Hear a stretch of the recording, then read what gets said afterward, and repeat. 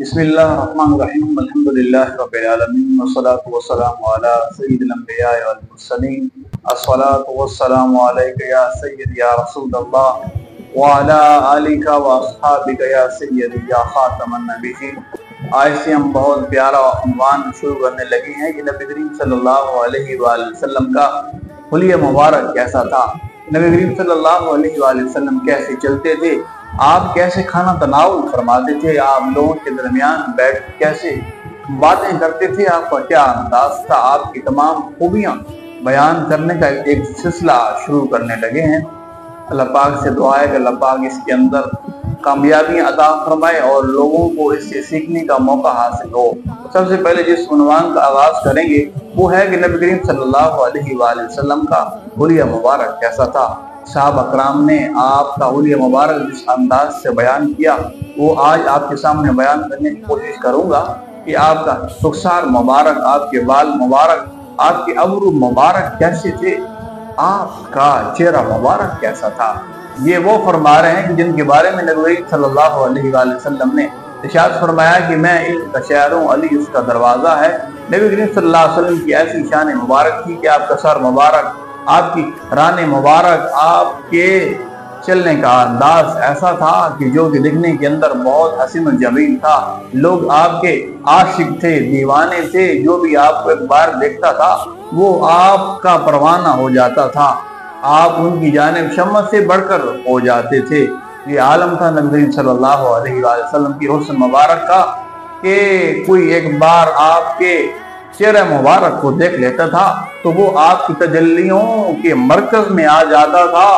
اور پھر اس کا دل نہیں کرتا تھا کہ میں آپ کے فیض مبارک کو لیے بغیر یہاں سے جاؤں اور پھر بار بار آؤں، بار بار آپ کو دیکھوں، آپ کے دیدار کروں، آپ کے حسن مبارک کی جلووں کو دیکھوں۔ یہ عالم تھا نبی کریم صلی اللہ علیہ وآلہ وسلم کی حسن مبارک کا۔ اور ایک صحابی ہیں حضرت جابر رضی اللہ تعالیٰ عنہ سے روایت ہے، حضرت جابر فرماتے ہیں کہ 14ویں کی رات تھی، میں نبی کریم صلی اللہ علیہ وآلہ وسلم کی چہرے مبارک کو بہت غور کے ساتھ دیکھ رہا تھا اور آپ سرخ دھاری والا لباس زیب تن تھے، آپ وہ پہنے ہوئے تھے، تو میں کبھی چاند کو دیکھتا، کبھی آپ کے چہرے مبارک کو دیکھتا، تو میں نے آخر کے اندر یہ فیصلہ کیا کہ پیارے معبود صلی اللہ علیہ وآلہ وسلم کا چہرہ مبارک اس 14ویں رات کی چاند سے کہیں بڑھ کر ہے۔ میں یہ کہنے پر مجبور ہو گیا، میرے منہ سے الفاظ خود بخود باہر آ گئے کہ محبوب کا چہرہ، پیارے آقا دو عالم صلی اللہ علیہ وآلہ وسلم کا چہرہ مبارک اس چاند سے کہیں بڑھ کر ہے، اس کا چاند مقابلہ نہیں کر سکتا۔ اسی کے بارے میں ام المومنین سیدہ عائشہ صدیقہ رضی اللہ تعالی عنہ سے منقول ہے، وہ ایک شعر کا ترجمہ ہے کہ آپ فرماتی ہیں کہ اگر پیارے آقا دو عالم صلی اللہ علیہ وآلہ وسلم کا حسن مبارک زلیخا کی سہیلیاں دیکھ لیتی نا تو وہ اپنے ہاتھوں کے بجائے اپنے دلوں کو کاٹ دیتی۔ یہ عالم تھا نبی کریم صلی اللہ علیہ وآلہ وسلم کا حسن مبارک تھا کہ آپ کو 14ویں کا چاند دیکھ کر شرماتا تھا کہ میں بھی ہنسی ہوں،